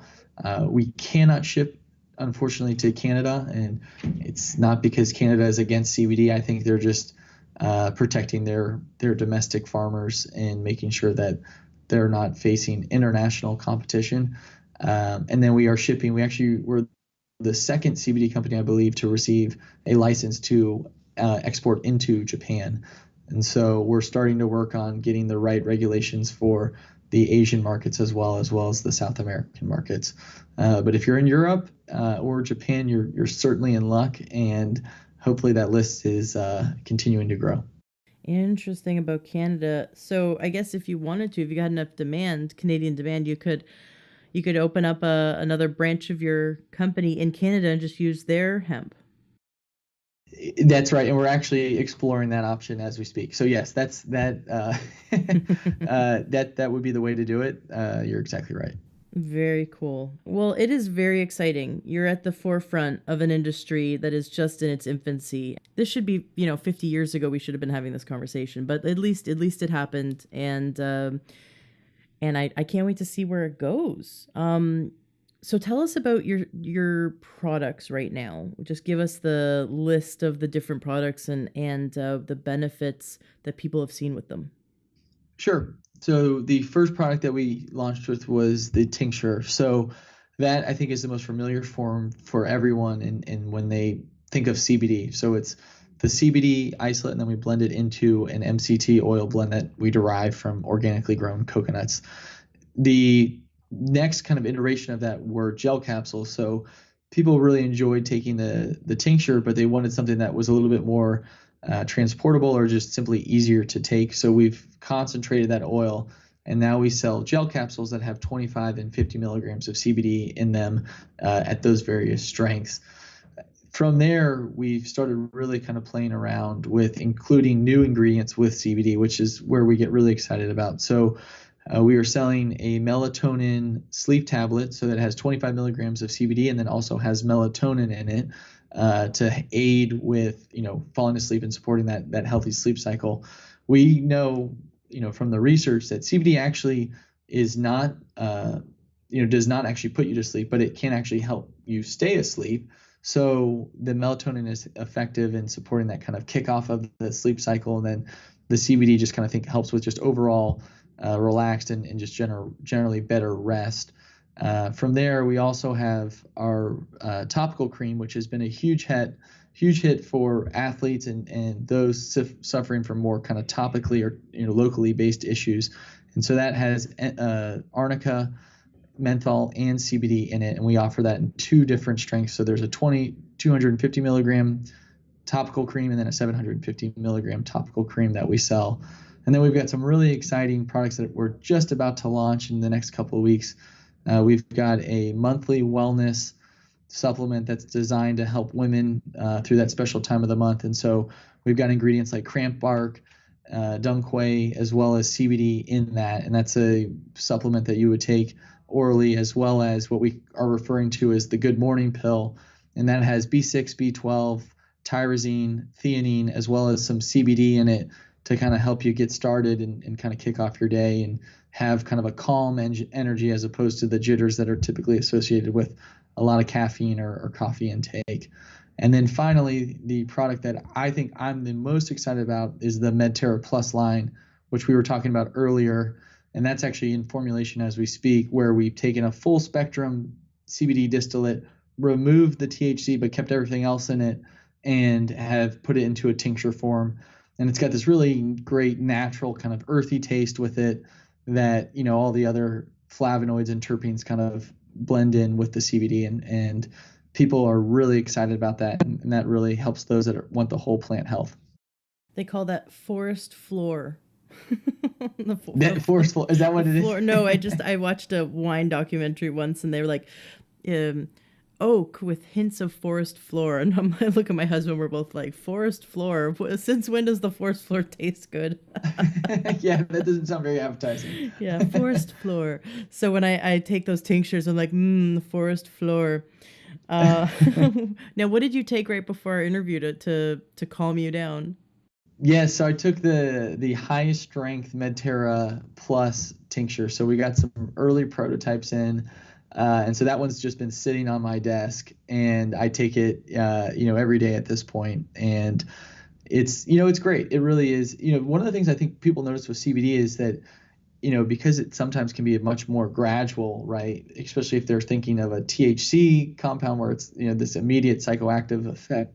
The CBD is much more gradual, and you almost notice it when you stop taking it versus as you kind of start taking. So you'll feel more relaxed and you get the benefits, but it's when you kind of stop it and you're like, wow, I feel a lot more sore or a little bit more anxious than usual. What has changed? And you're like, oh, well, I haven't been taking CBD as much or as consistently. So that's what I take on a daily basis. I think I upped it just a little bit prior to this podcast for the boost. Very cool. So if someone has anxiety, that would be the one to go for? Yes, absolutely. Yeah. So any of the CBD tinctures, I think that's a great place to start. And we really recommend people starting with the tinctures, because in each tincture, there's a graduated dropper. And so it's really easy to increase or decrease the amount that you're taking in a measured amount to kind of find your right serving size. And CBD is certainly not cheap, right? And so as someone that's selling these CBD products, I would much rather someone find the right amount to take and not overtake it, right? One from an economic standpoint that, you certainly don't need to spend the money if it's not providing additional benefit. But 2, it also just kind of gives us a much more measured way to find where it's working for people and where it's not. That reminds me of the story of the Ajax was a company that was suffering. This is many years ago. And they brought in a consultant. The consultant said, I will double your profits. And you need to pay me this much money. And I'm going to double your profits. And they're like, oh my gosh, you're going to double our profits. This is amazing. And okay, here's your check. What should we do? And he goes, increase the hole size. Make the holes twice as large. And they looked at him like, you're crazy. He goes, just do it. Just increase the hole size twice as large. Have you ever used Ajax to clean? You turn it over and half the thing dumps out in your sink. But sure enough, it they people overused the Ajax and they sold more and they made more profits. It's just this really funny story of how consultants can come into a company and say this like one thing and it revolutionized it. But I like that you're saying, I don't want you to dump it out. I want, to use too much of it. I'd like you to find your balance, and maybe you need 3 drops and the other person needs 3 droppers full. Who knows? So we gotta play around with it. But I like that we can dose. Now, what about children? If we have a 7-year-old that's really anxious, could we give her 3 drops, or is this not recommended for children? Yeah, so we don't place any age restriction on use. That's part of being THC free. So we have children using the products now, and I think that's just at the parent level, right? Especially with a child, or really with anyone, starting low and working your way up, right? And kind of finding that happy balance. They have seen studies where CBD has been effective with children that have kind of various levels of hyperactivity disorder. So it's certainly something that's willing to be tried. And as a company, for us, the biggest thing is, like I said, getting people to try it and understand it. And so look, and if you try, for example, a Medterra product, and on day 29 you've used the whole bottle and you said, look, I haven't seen any effects, send us the empty bottle back and we'll give you your money. It's right now, it's so important for this industry, because it's so nascent, is to just say, look, we want people to figure out if it's helpful or it's not helpful, and if it is helpful, what's the right amount for them. And I think when people come in and they have the wrong expectations or wrong understanding, it just hurts the industry as a whole, especially because we're so new to being a mainstream product that's being served throughout the US. Is it legal in every state? That is, could a 6-year-old take this, a few drops in it from a tincture, and it be legal in every state? So there's certain states that have come out. This is what's really interesting about 2014. So they came out and they said, on a federal level, this is fully legal. It's good to go to grow the hemp and then extract it and sell CBD. But just like prohibition, certain states or counties or cities have the right to say, no, we're not going to have it. So in Alabama, for example, you've got dry counties that you're not allowed to sell alcohol in.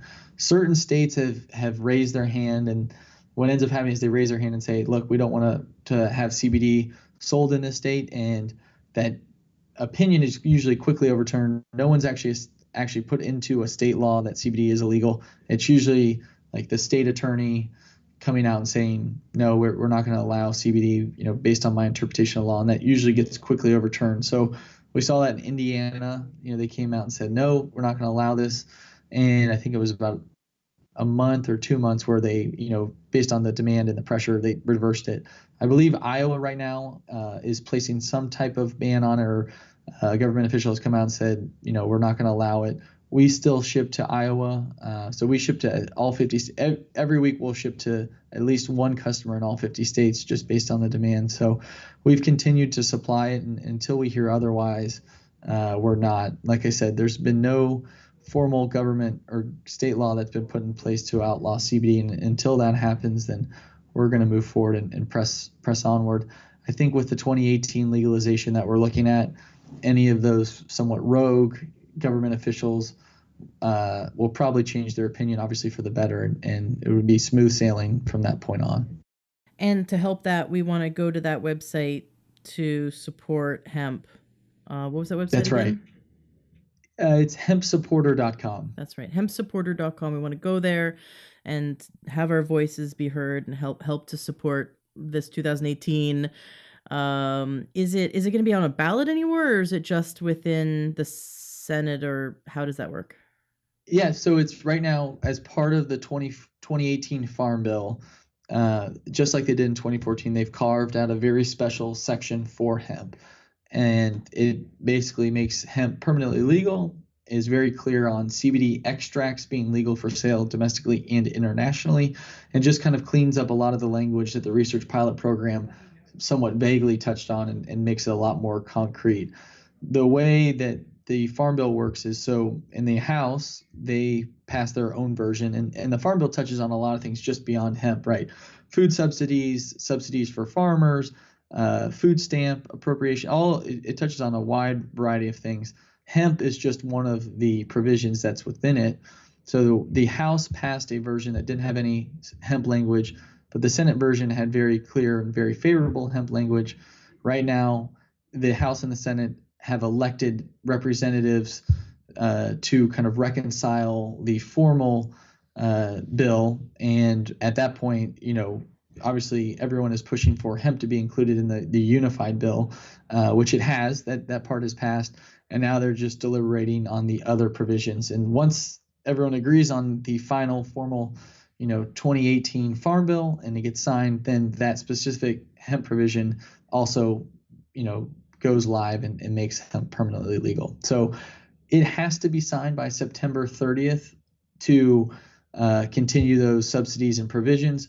They can extend it. So our expectation is either September 30th or sometime by mid-October, the final bill will be signed and passed into law. Oh, geez. So that's very soon. So everyone needs to go to hempsupporter. Is it .com? Yes. Okay. I was thinking it might have been .org, but it's hempsupporter.com. We got to go there. We need to look for the petition so that we can let our government know that is what we want. That we want this to just be fully legalized.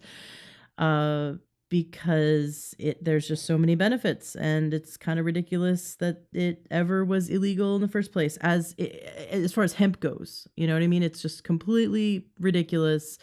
It's not harming anyone. It's only helping everyone. In fact, not having it be a crop has been harming the environment and harming us, because we can use it in replacement of cutting down forests. Much of the cutting down of the forest can be replaced with hemp. They've discovered with building materials and so on. So yeah, just so many benefits. It's kind of ridiculous, but fingers crossed. I'm really excited. The melatonin, can you tell us what kind of form of melatonin? Is it synthetic or naturally derived? It is synthetically derived, and so we get that from a pharmaceutical manufacturer, okay. And then we combine it with our CBD. Great. And then the arnica, is that homeopathic or is it herbal? It is herbal. Cool. My favorite thing with herbal arnica is also calendula. Not sure if you looked into adding that, but those two together are pretty awesome for skin irritation. But fantastic. Yeah, there's a bunch of things you could just go. There's a whole world of things you can add to creams to help the skin, as you know. I'm really excited to try some of your products, especially the creams. That always fascinates me. I don't have any pain, thank God, knock on wood right now, but it's always, I love filling my medicine cabinet up with things. So if I have a headache or a sprained my ankle or whatever it is, or someone in my household has something, we can run to the medicine cabinet and grab the cream or the homeopathic remedy or the herbal remedy and use that instead of the pharmaceutical based ones. Absolutely. And we'll be sending you a lot of products. Don't worry. Oh, thank you. I really appreciate that. I'll let my listeners know how I like them. I'll definitely share them with my family as well. I have some family members in pain, so I'm always looking to help them as well. Jay, this has been a lot of fun.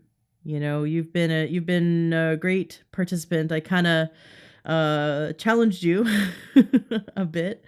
Is there any correlation between taking this cannabis and becoming more intelligent? Because you've been very intelligent in this interview, well spoken in this interview. I'd like to see those studies. I think we'd all take it then.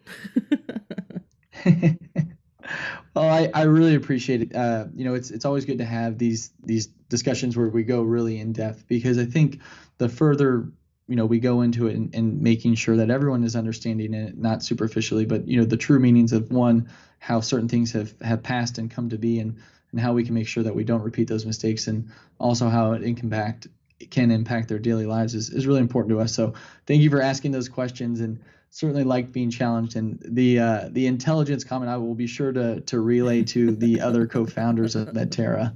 Maybe do an IQ test and then take a bunch of CBD and do it again and see what happens. Now, you had told me that there's a way to incorporate CBD into our diets. What would be the benefit of that? So it's just, so we know that CBD can be very effective, especially with GI issues and just overall wellness in the body. And so we do sell a CBD isolate on our website. So if people are looking to potentially incorporate it into smoothies or into their cooking, one of the individuals that we do work with, Carrie, who I've been on her podcast, Clean Eating Carrie, she's done a lot of really cool recipes to include CBD into little granola bars as well as just kind of overall meals. It just makes it, one, I think, just a little bit easier to access for people that don't necessarily want to kind of take gel capsules on a continual basis. The other thing is we believe that the other oils in the food help with the bioavailability of the CBD. So cooking with it actually is not a bad idea with anything that might have some lipids in it. So it's another way of bringing it into your body and maybe potentially preparing it for a family and making sure everyone's getting their dose of CBD. Does it help with nausea? Say if someone has gone through chemotherapy, or if someone has, I know extreme anxiety can cause nausea because the stress response shuts down the digestion. And so, or in pregnancy, there's a lot of nausea because the hormones affect the digestion. And so in those instances, would cooking with CBD be beneficial? Yeah, absolutely. Yeah. So general nausea has seen, an improvement with the intake of CBD as well as other cannabinoids. So absolutely. And, if that's, look, if you take a smoothie every day and that's just an easy way for you to remember and, put, maybe 10 or 20 milligrams of CBD in that smoothie and just kind of make it part of your daily routine. That's where I think a lot of people see effects, as CBD builds in the system as you continually take it. That's where I think people really find success with it. So, making sure that it's in your daily regimen and not something that you take once a month seems to be a much more effective way. And so if you've got general GI issues that are more systemic, then or just general nausea, then yeah, I think, from a chemotherapy, then you could really have some success there. Is it safe to take while pregnant? That's the one thing. So, there have been no studies that would indicate that it would be an issue, but that's just something that I think, pregnancy is such a delicate thing, and there's so many things going on that would be something that we would just recommend talking with, a physician that's a lot more familiar with pregnancy. Pregnancy and doing studies on, new compounds is always a very touchy, kind of delicate thing. And so I just haven't seen anything that would indicate that it would be bad, or we really have no reason why it would be, but it's just something that I would have a conversation with, a medical professional. That's really the only condition where we say, look, let's just make sure we're getting the right opinion on this. Because the CBD interacts with the receptors in the nervous system, does the body recognize it as a foreign thing, or does the body see it as the same substance that it makes itself? Right. So I don't believe that there'd be any reason as to why, because of the endocannabinoid system just being in existence, why the body would react or think it was a foreign substance, unless there was some type of specific allergy that the individual was suffering from, because it is produced internally, like you said. And because we've seen so many people find relief with anxiety, how is there a specific way to use CBD oil to help someone gain relief from anxiety, like taking it every morning or taking it 3 times a day, or sort of walk us through the best way to set up a routine for taking CBD, especially if someone has anxiety or stress or depression or those kind of things that they want to help mitigate? Yeah, absolutely. Well, I think it's just the first thing is just making sure that whatever routine that you have, that you're not making it a special thing that you have to go out of your way. So, we've got a lot of people that they'll take it, in the morning and then they go and brush their teeth, right? And it just becomes part of that daily habit, or right before they go to sleep, they'll take the oil. Because people tend to have so much more success with it when they take it continually as opposed to sporadically at higher levels. Someone that's dealing with anxiety, which is, a much more kind of chronic issue as opposed to an acute issue, that's, I think, where you can really see the benefit of just being consistent. So, if you put it in your medicine cabinet when you go to brush your teeth at night, or before in the morning, then that's a great place. If you're looking to incorporate it kind of throughout your day, then maybe you just put it on your kitchen counter. So when you eat lunch, I think that's a great way of doing it as well. It's what we've found, especially anecdotally with our customers, it's just doesn't really seem to make a difference as to when you take it. It's just that you continually take it and are consistent. And a lower level is much better consistently than a higher level occasionally. Now we'll wrap up today's interview shortly, but I thought of another question I have to ask, and that is, what's the difference between your company and other companies out there? I know that I believe Amazon was selling CBDs and then they stopped, or because I had a friend that was an Amazon seller and he has like an entire warehouse full of stuff he can't sell on Amazon right now. So, and there's so much concern about quality. You touched on that some companies might not even contain any CBD, or might contain, heavy metals or pesticides or all that. But what do we need to look at to make sure that what we're buying is healthy and pure? We should look at what your website and the studies. Do you feel that your company is the best one out there because you spend so much attention to detail at every step of the process and test every step of the process? Yes, and I think that's what really makes us unique, especially if we're looking at just the pure CBD products that don't have any other things in it that are unique to Medterra. But if we just look at our CBD tincture, we feel that we are leaders in the industry. One, from a pricing standpoint, we try to make our CBD as affordable as possible, and so typically we're a little bit less or a lot less than some of our competitors as far as pricing goes and per serving. But it's also that dedication to consistency and compliance. When we were a wholesaler, that's all that we could stand on. So we didn't have a brand. We were really selling a commodity at that point. And so the way to make yourself or differentiate yourself from your competitors that were selling similar based commodities was, okay, well, how compliant were you are? What is your scalability? Are you doing testing the right way? Can we ensure that every batch is the same? We've taken those same principles and just have applied it and extended it into our retail line. And so a customer knows that every time they buy a Medterra tincture, it's going to be the exact same, and that they know that if they have any questions as far as testing goes, that this month is going to be no different than the next month in getting those test results. And when we started it, we were an e-commerce company, and so customer support is so essential to running a successful online company. And so when you call the Medterra customer support line, you're going to get someone that'll actually answer the phone and is happy to stay on the phone if it's 30 minutes or 45 minutes to answer all your questions. And if you want to call in 10 times because this is such a new industry and you've got all these questions, we're happy to do it, right? We're not a voicemail. We're not just an email reception where we'll send you back a response in 5 days. We take a lot of pride in interacting with our customers and in making sure that they're educated and engaged. And if they ultimately come to the conclusion that there's a better CBD company for them, then we encourage them and we're happy to take the products back. And we just want everyone to find success in CBD because that ultimately impacts us as well. I know that some people can go to dispensaries to purchase stuff like this, but are you going to be in dispensaries in the future? So in other states, we are in dispensaries. It really is only in California. And that's just based on the fact that we're hemp derived versus marijuana derived. Got it. And so the CBD that's sold in dispensaries, for example, in California, can't be sold across state lines and can be only sold in California.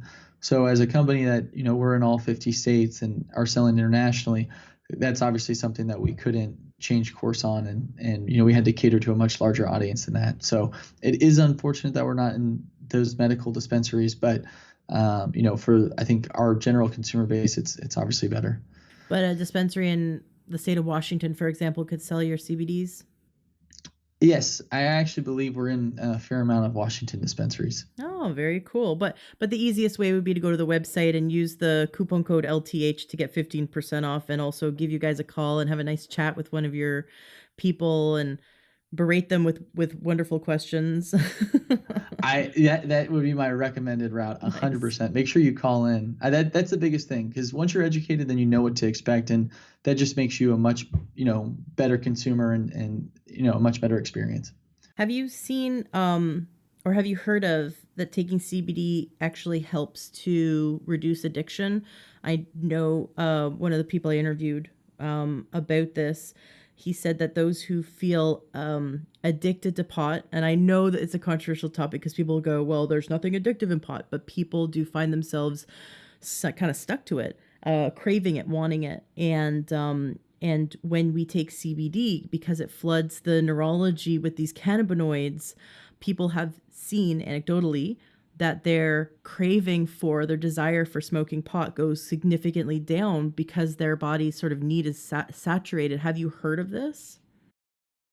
We have. So we've heard stories of people that, like in very acute scenarios, might have consumed too much THC and then have actually taken CBD to kind of bring them to a much calmer state and a little bit more acceptable state of mind. And so we do know that they do interact with the same receptors, so that makes sense that they are competing against each other for those receptors.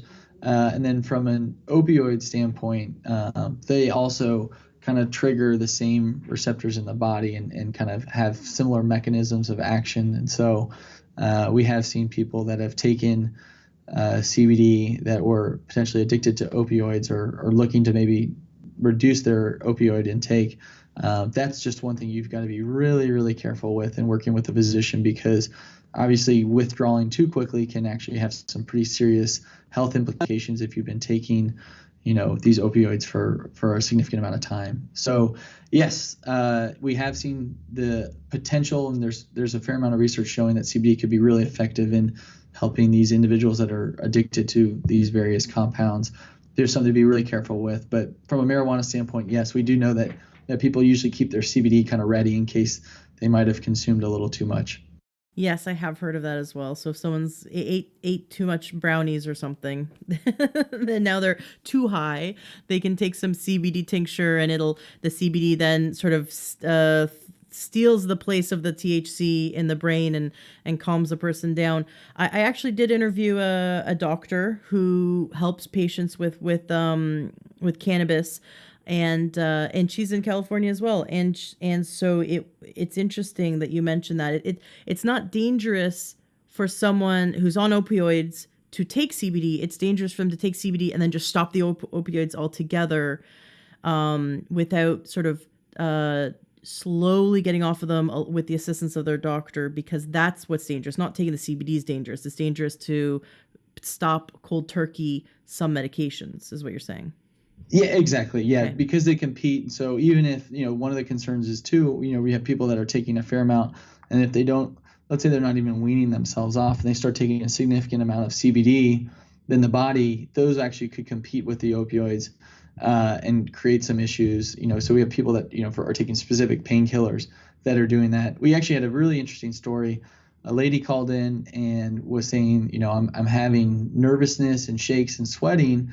Is that a typical symptom of taking your CBD? And we said, no, that's, to be honest, that's the first time.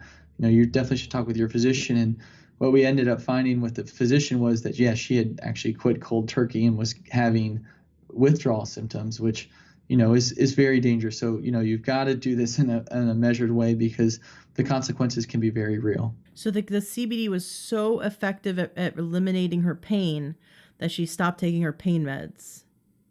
Well, we can't say that. I know. That was her That was decision her on how. Yeah.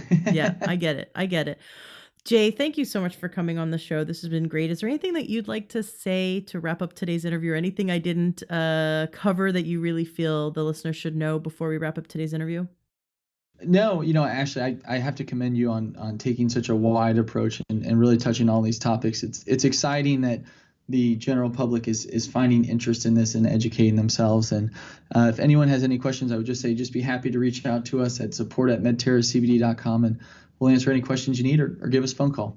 Absolutely. And of course, the links to everything we talked about today are going to be in the show notes of today's podcast at learntohealth.com. Use that coupon code LTH, get your 15% off, and then email me, Ashley at LearnToHealth, and let me know what you think of his CBD stuff. I'm always an open-minded skeptic. So I'm like, on one hand, I'm like, I'm going to be skeptical until I see the results, right? Show me the pudding. But I'm open-minded enough to obviously believe in it because of the research, because of everyone's experiences. So what really is icing on the cake for me is hearing back from the listeners after they've experienced their results from you. And of course, I'll then share those on the show as the listeners write me with this information. whether their experience, whether it worked or not for them, or what their experience was. Let's the proof's in the pudding. So let's start taking the stuff and seeing how it works for us. And I'm excited to hear back from listeners. Jay, it's been a real pleasure to have you on the show, and thank you so much for advocating for herbal medicine, for natural-based, plant-based, medicinal products that really help people to gain the quality of life they're looking for. Well, thank you for having me on, Ashley. I really appreciate it. Are you looking to optimize your health? Are you looking to get the best supplements at the lowest price? For high-quality supplements and to talk to someone about what supplements are best for you, go to takeyoursupplements.com, and one of our fantastic True Health coaches will help you pick out the right supplements for you that are the highest quality and the best price. That's takeyoursupplements.com. Takeyoursupplements.com. That's takeyoursupplements.com. Be sure to ask about free shipping and our awesome referral program.